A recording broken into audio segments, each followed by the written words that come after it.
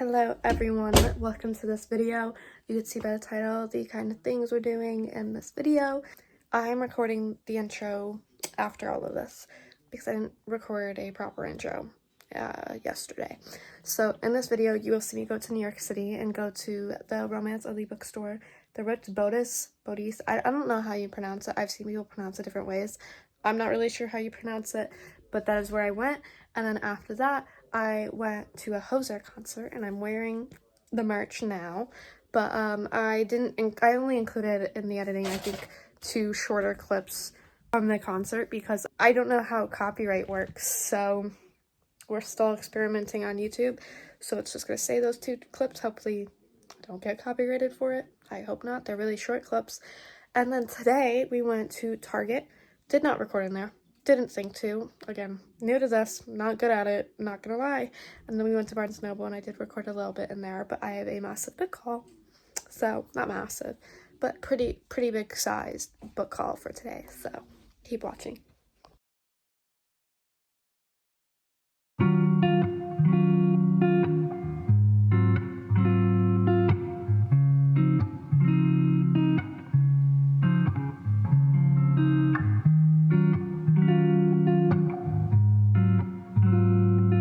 There's a Pride event, which is really cool, but I can't stay here. So it was really busy in there, and I didn't really record that much other than clips because it was like too many people in there and so loud.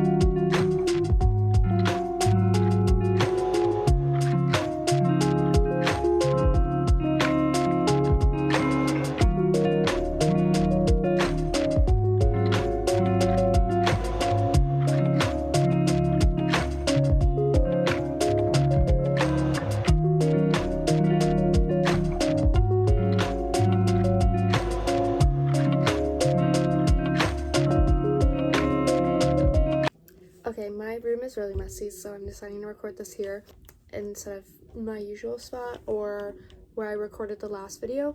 And I'm really sorry if you hear background noise. There's a TV going and the lighting is really terrible. Really terrible, but we're just gonna stick through with it. Hopefully you guys can handle it. The sun is kind of like gone, but it's whatever. So the first part of the book haul, the Bodice. I love this place so much. I really, truly do. So I got, I think, 5 or 6 books from here. The first one being Here We Go Again by Allison Kachun. I'm butchering that. Most definitely butchering that. But this one is an LGBTQ romance, and it's following 2 girls that are high school teachers and still have a great relationship with their high school English teacher that was diagnosed with cancer a long time ago. And his last wish, dying wish, because now he is 100% dying, is for these 2 girls to take him from Washington, I believe, to Maine. And they cannot stand each other. They were childhood friends, and something happened, and they like absolutely do not like each other anymore. So we're following those 3 characters, and I am trying to read a lot of Pride books because I am a part of the LGBTQ community, and it is Pride Month, and I would like to have a few in my June wrap up. So this is one of them. I've already started it. I'm enjoying it. Only complaint is so far is that they're a little old to be acting as petty as they do, in my opinion. But if that's not a thing that bothers you, read it. I think so far, at least. And it's in 3rd person, and I don't like it. I don't like 3rd person, but I am sticking through with it because I do want to enjoy this book and I do want to read it. My next book is Fly With Me by Andy Burke, and this one I know has fake dating. It's a pilot romance at an airport. and I think they spend like one day together or something. Yeah, so one of them gets stuck at the airport, and the other one offers to give her a ride, and after they spend a magical day together, one of them asks the other if they will be their fake girlfriend. And yeah, so fake dating. It's LGBTQ. I love this cover, and I have seen this book talked about in the past, so I am glad to finally have it. Next one is Better Than Fiction by Alexa Martin, and this one, I know she's a book hater. She likes the movies better. But this is a rom-com, and I know he is a best-selling author, and he makes a bucket list in exchange for her help exploring the local Denver scene for his current manuscript.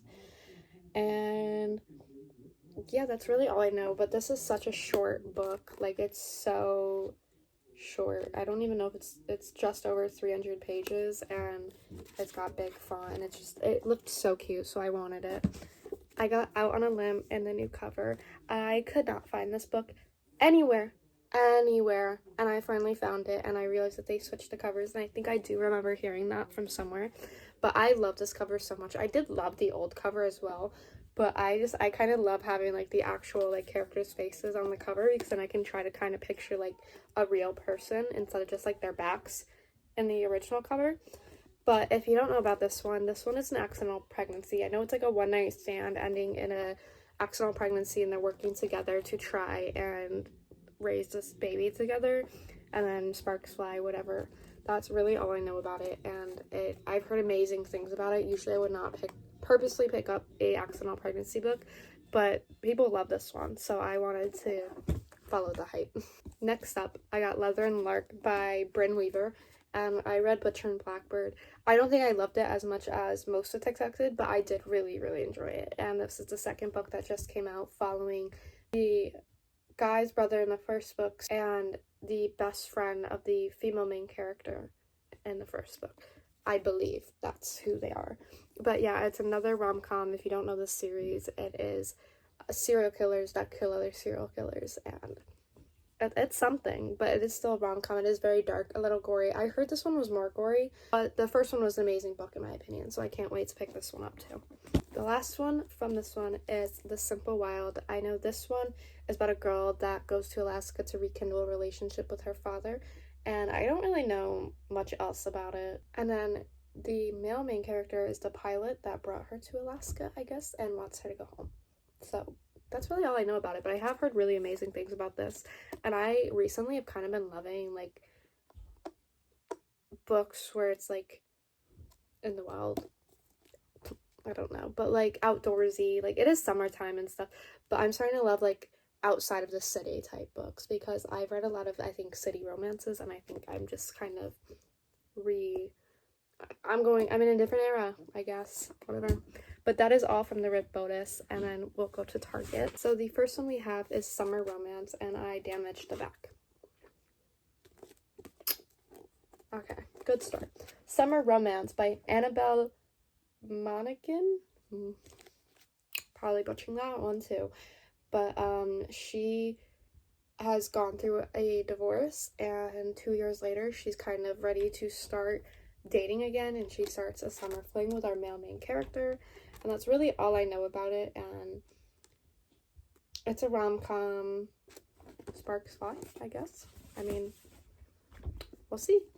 The next one I've not heard anything about, and that is one of my goals for the summer, is to read more books that I'm not just finding out about from BookTube or BookTok. But this one is The Breakaway by Jennifer Weiner, and I know this one is I think a kind of second chance romance. It seems like they had a one-night stand a while ago, and then they meet again, and it's really all I know about it. And she tries to keep her distance, but their chemistry is undeniable, and it just seems like this.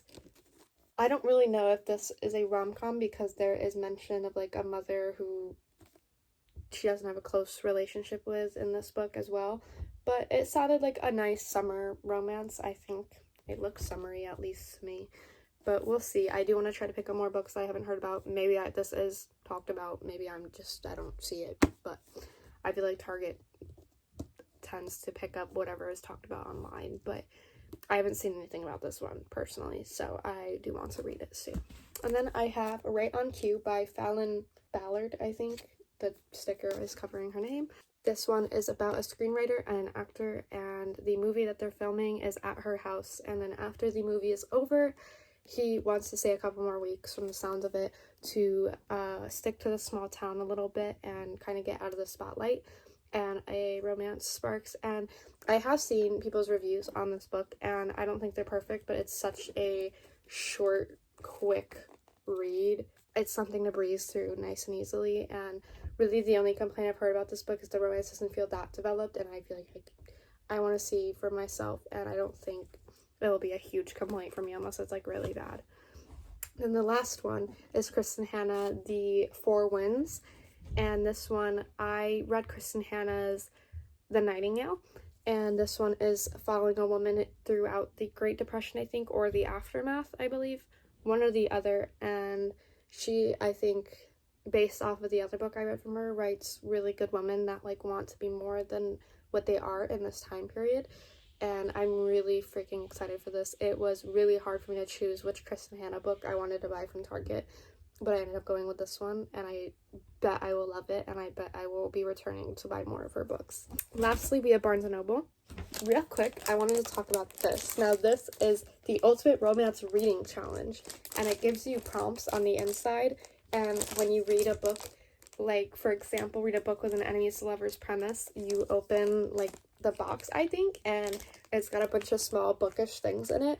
This was $30, and right when I realized what it was, I was like, I need that, and I bought it, and I'm so excited. I think I'm gonna use this on my TikTok, maybe not in a YouTube video, but definitely on my TikTok, so if you don't follow me there, right here, okay? Keep in tabs, because this, I'm actually so freaking excited for. I've never seen anything like this, so the first one we have is This Summer Will Be Different by Carly Fortune.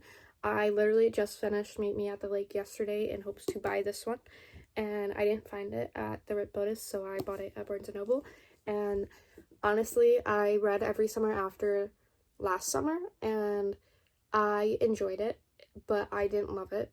I didn't feel fully attached to, like, the present tense form of the book, because all of her books so far are told in past and present, and I seem to have disconnected from the present tense in the other book. But Meet Me at the Lake, I will talk about in my June wrap-up, but I did enjoy it, kind of like the other one, but I didn't love it. I think I liked it more than Meet Me at the Lake, which I think is a controversial opinion, but I do want to give this one a chance because people have been talking really highly about this one, and if I don't enjoy this one, it will be my last Carly Fortune book, but I think I will enjoy it. I know this one is like a one-night stand, and then she finds out later that it was her best friend's younger brother, which is like a rule in their friendship is don't sleep with my brother, don't fall in love with my brother, nothing. So that is really all I know about this one, but I do love Best Friend's Brother, so maybe I will like this one. And it's told over, I think, a few summers, and then her best friend asks her and her brother to come to an island or something, and right before her wedding, and there's like the kind of the mystery on why they're there, and that's really as far as I can go about that, but I have seen a lot of people talk about this. I got She Gets the Girl by Rachel Lupicott and Allison Derrick, and I think I've heard about this one once or twice. I believe it's young adult, but basically Alex and Molly are kind of trying to make someone jealous, I think, and end up like falling for each other, and it's this kind of opposites attract. It's LGBTQ. I think this cover is freaking adorable, and I love it. I think it's very summery vibes, and I love like the little roller skates. I really love this. I really hope I enjoy reading this, but again, I am trying to read more LGBTQ books this summer. Next one, we got The Sweet Spot by Trish Dollar. I don't really know much about this one, but she gets fired from her job in Miami, and as a single mom, she on impulse inquires about a position at a brewery hotel on a tiny island in Lake Erie called Kelly's Island, and I believe Mason Brown, or MMC, I think is running the hotel but doesn't know how to run it, so she's like perfect for the job or something. And again, I'm on a wilderness kick right now. I don't know why. Nothing has provoked this at all other than the fact that summer is coming up. But I saw this and I thought it was adorable. I've never heard of it, never heard of this author. Again, could be talked about, I don't know, but I've never heard anything about it. And this looks freaking adorable. And I love like the wild, like, I don't know. But it sounds like a little bit of a Grumpy X Sunshine too, and they're kind of helping each other. And I really actually want to read this like right now, but I'm in the middle of my current book. And then we got The Pride of Her Life by Jennifer Duggan.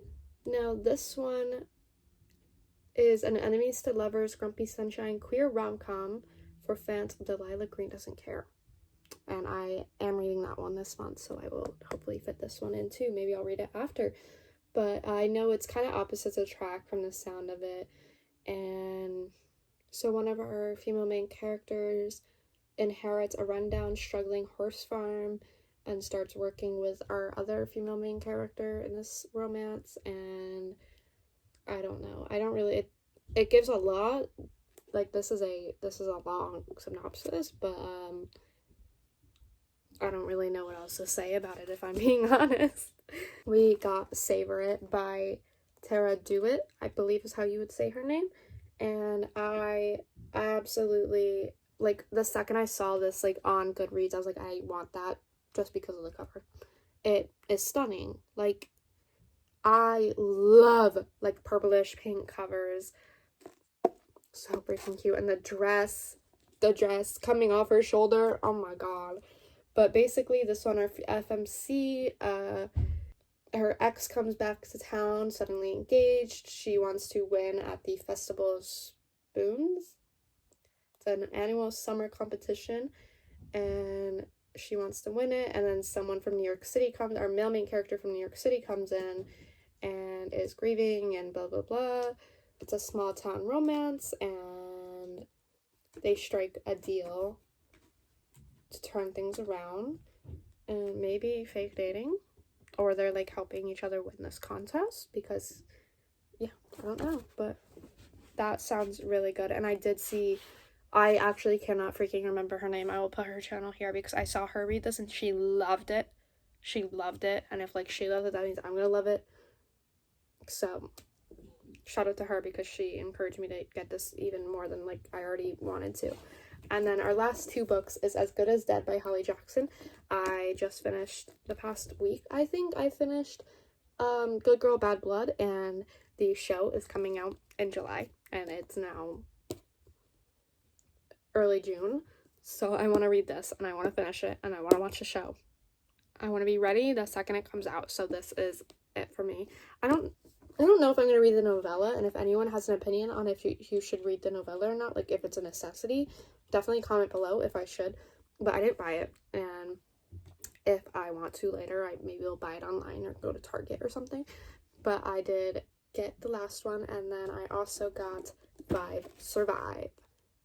So I obviously can't really tell you the premise of this one, but if you don't know what a Good Girl's Guide to Murder series is, basically it is a teenage girl for her capstone project trying to solve a closed case or a cold case, and each book is something different. And I don't really know, I actually did not read what this one was about, but I couldn't tell you anyways because you have to read the series. You have to read the first 2 books. It's only a trilogy, and then there's a novella, but I don't really see people talk about the novella, so I don't think it's a necessity. But then 8 Hours, 6 Friends, 5 Survive. And they're in an RV, and it breaks out in the middle of nowhere with no cell service, and they've been trapped by someone out there in the dark, and someone who clearly wants one of them dead. And I've heard mixed reviews about this one, but honestly, they're YA, like, thriller books, and I will probably still eat it up. Probably still will. It's the only thrillers I like, really, unless you're Frida McFadden. So yeah, those are my last 2 books of this book haul. Thank you so much if you are still here. Comment if you are reading anything for Pride Month specifically, or just comment something you're excited to read this month, or a book you bought recently that you can't wait to get to. Anything really. Just talk about books with me. And make sure you subscribe, follow my TikTok that I showed earlier, and have a great day or night whenever you are watching this.